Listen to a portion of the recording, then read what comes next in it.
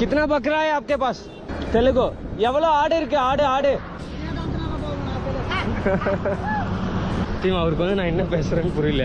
அதாவது அவர் வந்து தெலுங்குல பேசுகிறார், நம்மளுக்கு தெலுங்கு தெரியல, தமிழ் அவருக்கு தெரியல. आप तेलुगु में माట్లాडो.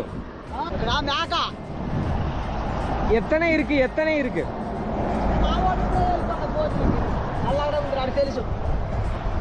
తెలుసు. இங்கே பாருங்க டீம், இது இங்கே கிட்டத்தட்ட வந்து ஒரு 200-250 ஆடு இருக்கும். 2 பேர் வந்து ஆடு வந்து மேய்ச்சிட்டு இருக்காங்க.